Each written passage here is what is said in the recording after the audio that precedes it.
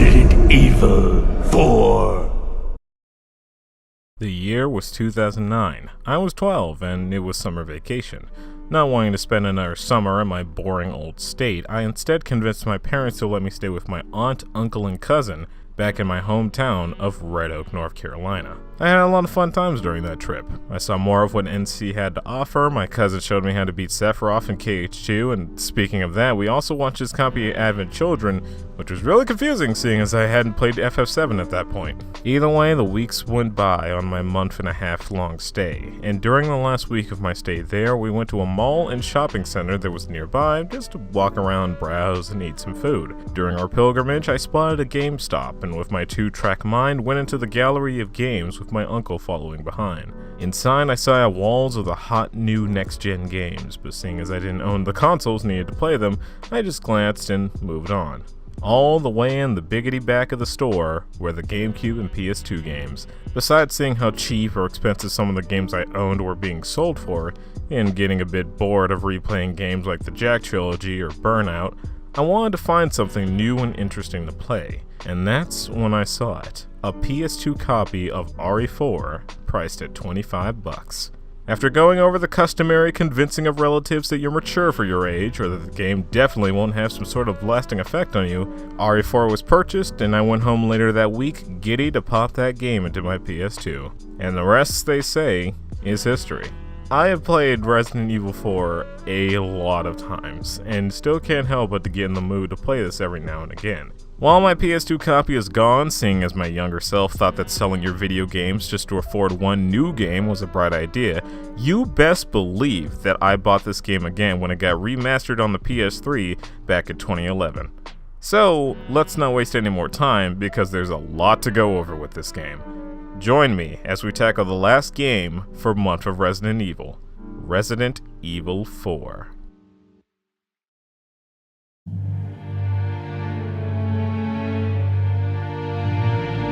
The game starts with a narration from Leon catching newcomers up to speed, while also detailing some events that happened between games. Like for instance, Umbrella died. Yeah, after the Raccoon City incident, the government stopped all operations at Umbrella, and with their stock prices plummeting, they were pretty much hosed. Kinda makes the ending of RE2 a bit funny in hindsight, but nonetheless. 6 years after the events of Resident Evil 2, Leon S. Kennedy is at it again. This time he's off to save Ashley Graham, the president's daughter, who has been kidnapped by a cult known as the Los Illuminados, or the Enlightened Ones. While searching, Leon comes across Luis Serra, a smooth-talking weirdo that used to be a police officer. Leon is captured by the chief of the village, Beatriz Mendez, and while incapacitated, Leon has the egg of a mind-controlling parasite known as Las Plagas injected into his body. Leon and Luis learn more about one another, with Luis telling Leon that Ashley might be held in a church nearby. Leon and Luis both manage to escape and go their separate ways. Leon eventually makes it to the church, figures out how to get inside, and finds Ashley. They both make their way out of the church until they're stopped by Osmond Sadler, the leader of the Los Illuminados. Sadler reveals his plans to use the Las Plagas they injected into Ashley to control her into injecting the President of the United States, allowing Sadler to take over the world. Of course! Leon and Ashley escape the church and band together to find a way to get the parasites out and get back home. After maneuvering through the rest of the village and killing Beatriz Mendez, Leon and Ashley reach a castle that is owned by another of Sadler's henchmen, Ramon Salazar. Leon and Ashley become very acquainted with the tricks and traps Salazar has strewn about the castle. Meanwhile, Luis searches for pills that will slow Leon and Ashley's infection now that the eggs inside of them have hatched. Ashley gets caught in one of Salazar's traps, and while trying to find her, Leon briefly encounters Ada Wong, returning from RE2, and is said to be working with Wesker, who survived the events of RE1. After exploring more of the castle, Leon and Luis meet up again. He brings the pills as well as a sample of Las Plagas to Leon, but is killed by Sadler, who takes the sample back. Luis gives Leon the pills and tells him to get that sample back before passing away. Leon and Ashley reunite and start to explore the rest of the castle, but Ashley ends up getting kidnapped by one of the Novistadors prowling the castle. Leon then battles his way through the castle before finally reaching Salazar. Salazar tells Leon that Ashley has been taken to their secret island laboratory, because every Resident Evil game has to have a lab. After killing Salazar, Leon, with the help of Ada, travels to the island.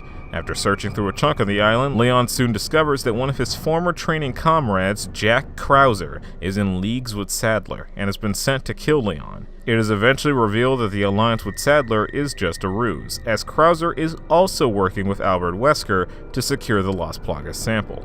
Krauser is killed by Leon, and after exploring more of the island, ends up finding and rescuing Ashley. They then find a machine that will remove the Plagas from their bodies. And with a clean bill of health and them reaching the end of the line, Leon confronts Sadler for the final battle.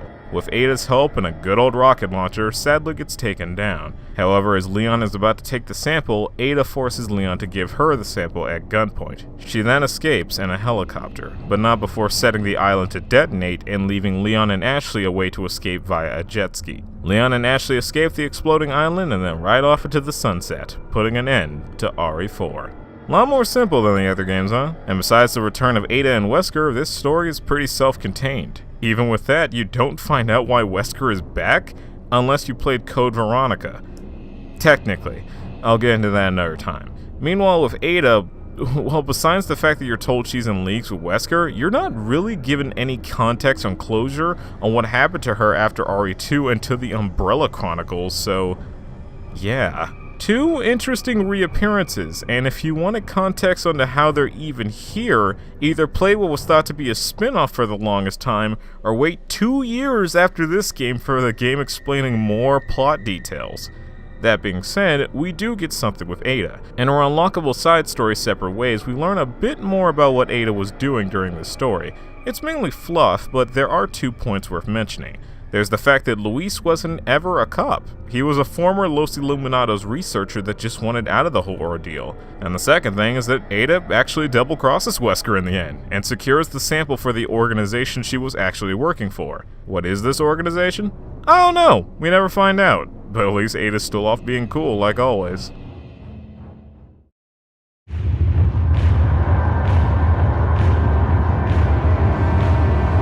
So, now we have entered the third-person shooter phase of Resident Evil, and even though the perspective is different, everything is still mostly the same. We're still shooting zombies, sorta, and still got tank controls, but both are done a little differently. Mobility is mostly based off of RE3. There's no dodging or pushing enemies like RE3, but Leon's movements feel more smooth in this game compared to the stiffness of previous titles. With a new perspective, you now peer over Leon's shoulder when aiming, and every weapon that doesn't have a scope to look through has a laser sight.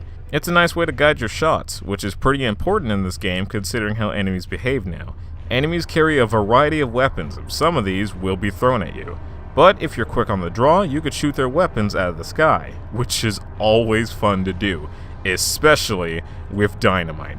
Watching enemies explode in a violent display of blood and dirt is probably the most morbidly amusing thing in this entire franchise.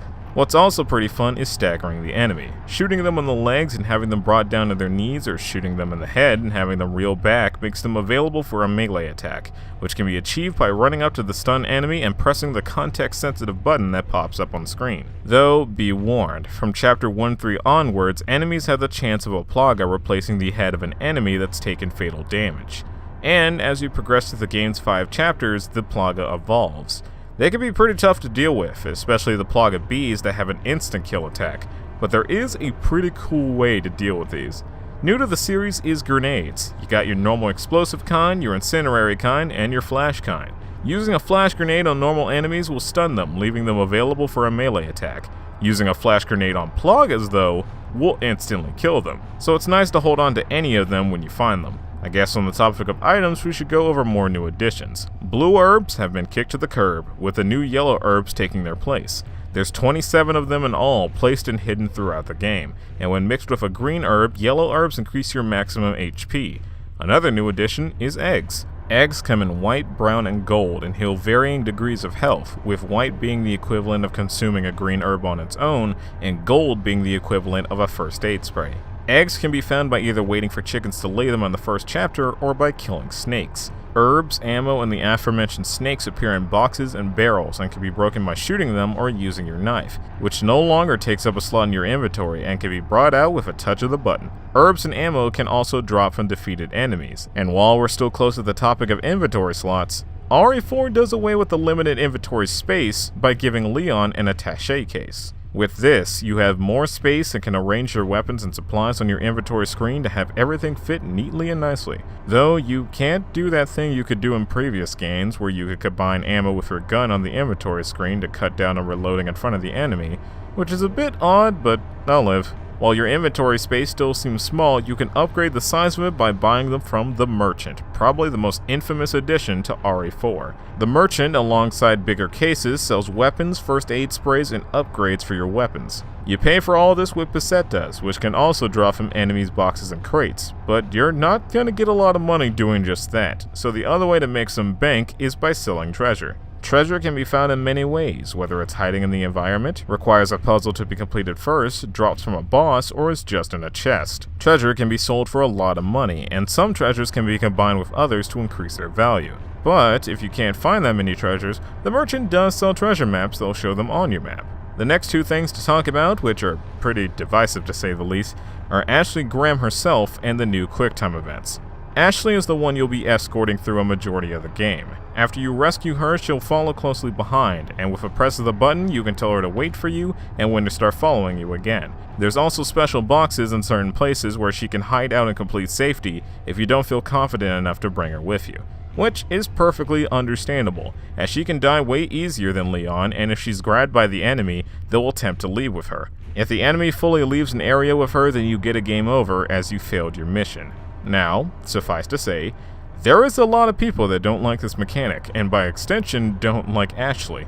And yeah, while she's one of the few Resident Evil females that isn't constantly kicking butt and being cool, I still like her. I never found the mechanic annoying or cumbersome, my enjoyment was never impeded, the pacing of the game never plummeted, and if things got dangerous, I would just tell Ashley to wait while I scoped out the place. And when I knew it was safe, I called her back to my side. Any death that occurred was mainly my fault for being stupid. And thematically, she handles this situation really well, considering she's a normal 20-year-old woman with no special training or anything. Oh, yeah, Ashley's 20. I honestly thought she was a teenager the first time I played this game, but nope. A look at her info reveals that she's 20 years old. That's cool, at least I don't feel weird about looking up her skirt anymore. But yeah, to me, Ashley's fine. I guess she could be annoying if you always have her with you because she'll constantly be getting kidnapped by the enemy and call Leon's name to help her, but then, why don't you just keep her out of harm's way? I'm sorry, but I just don't have a reason to dislike Ashley. I dig the camaraderie that forms between her and Leon. As the game progresses, she has her moments of being cool, and there's this detail about her that I just love. Every time you knock down or kill an enemy, she fist pumps. It's such a little thing, but the idea of Ashley silently going, "Yeah, get him," is just so adorable to me.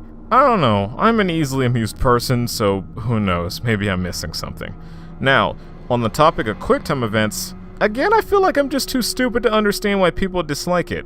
Okay, so besides the context-sensitive things you can do out in the environment, you will encounter multiple points in the game where you will need to press or hammer a specific button to protect yourself from harm. This normally occurs during boss fights, cutscenes, or set pieces like running from a boulder.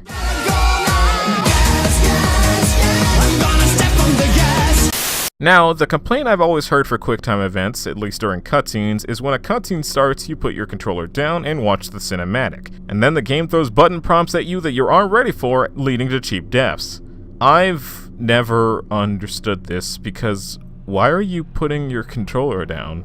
I don't know about you guys, but the only time my hands are off the controller is when I pause the game and need to go do something, turn off the game, or I've fallen asleep because I'm up playing games at 4 in the morning.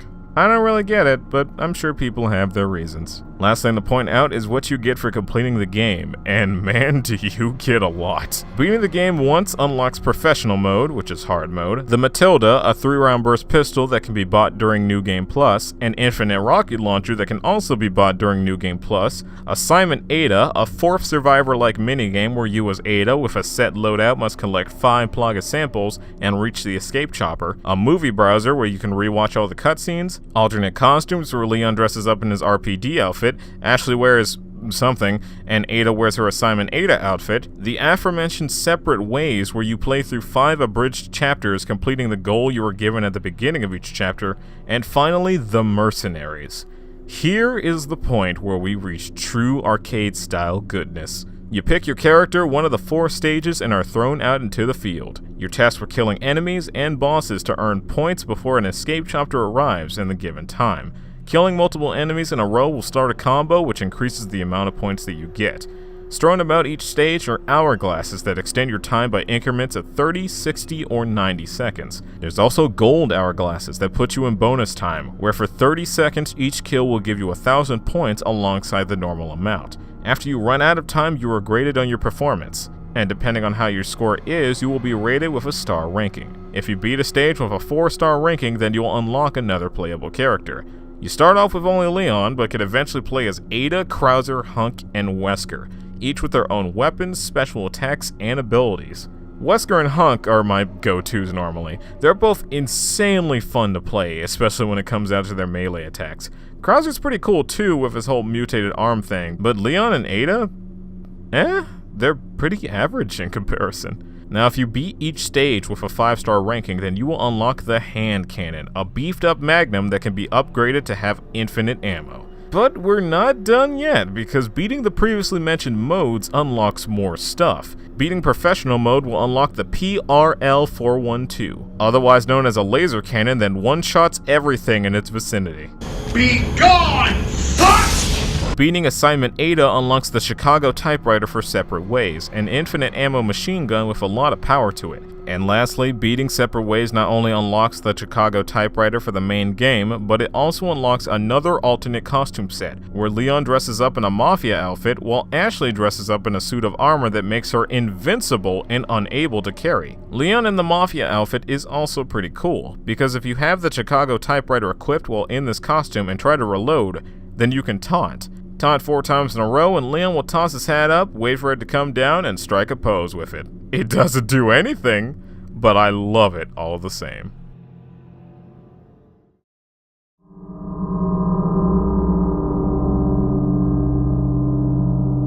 Fourth game in, and we still got some good tracks to bring mention to. RE4 a majority of the time goes for more ambient tracks to help with the spooks, but even still, there's a lot of tracks that are just enjoyable to listen to. Examples include Serenity, the Save Room theme,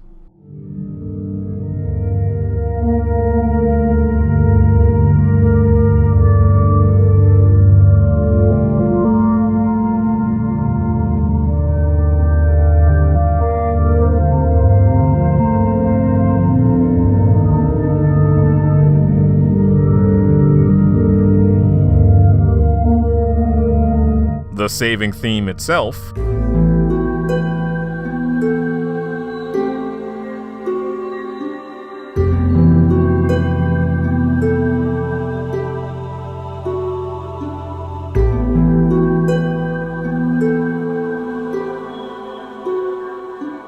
the Regenerators theme,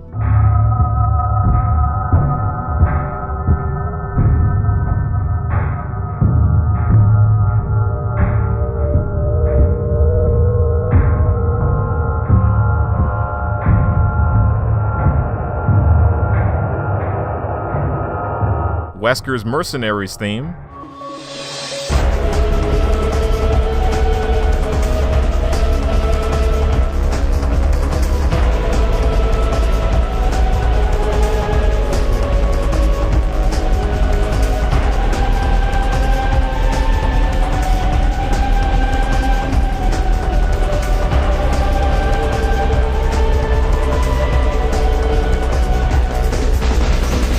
Krauser's Mercenaries theme,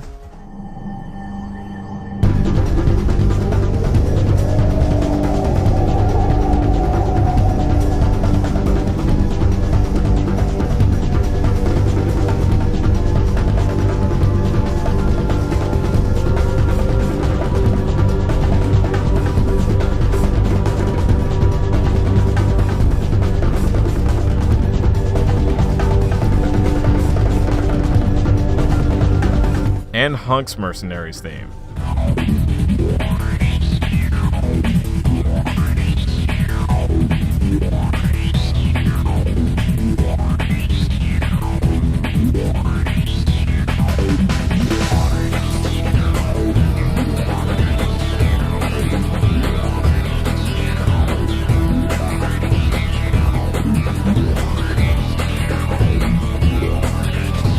What's interesting is that Krauser and Hunk's themes are recycled music from PN03, a GameCube exclusive that was released nearly 2 years before RE4.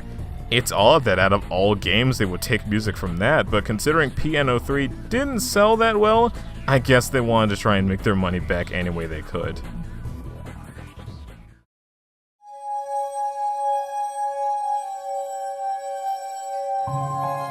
Resident Evil 4 is a good game. It's not my favorite with this gameplay style, I'm sure you can already predict what that is, but for everything it does right and how it influenced so many games, I gotta give this game its props. I mean, this game did have a lot riding on it. This game started development back in 2000, and it wasn't until 2005 that it released. 5 years of development time is a big risk for any company to take with one product, and seeing this game go from a castle-based Resident Evil to Silent Hill and finally a third-person shooter, I'm sure even the fans were nervous on what the final product would end up being. But, as we all know, the game not only crossed the finish line, but it did it with mostly perfect scores. For the longest time, everyone was talking about how good RE4 was. Though, nowadays, people kinda turned on this game. They blame it for quote-unquote ruining Resident Evil, or saying that it was the start of the series being action with horror themes, as opposed to being horror. Well, as I pointed out throughout this month, RE2 was kind of the one that started that, and RE3 only added to it. So I personally don't really think that's fair to say. It's even more odd considering in terms of enemies, atmosphere, and the soundtrack, it seemed like 4 was trying to be more horror-like. What with the dark and claustrophobic areas, any music that plays when a normal enemy spots you, and the mostly immortal regenerators with their raspy breath and jittery movements, I personally don't get it, but hey, I'm just a weirdo that plays these games because they're fun to play and enjoyable to watch. So again, much like a lot of things with this game, maybe I'm just missing something. Either way, with all that said, that's all for Month of Resident Evil. We've only just begun with this series, so be sure to check back in next time where we look over some of the games that happened before and in between the first 4 games. Thank you guys so much for watching, be safe out there, and I'll see you guys next time. Take care. Yeah.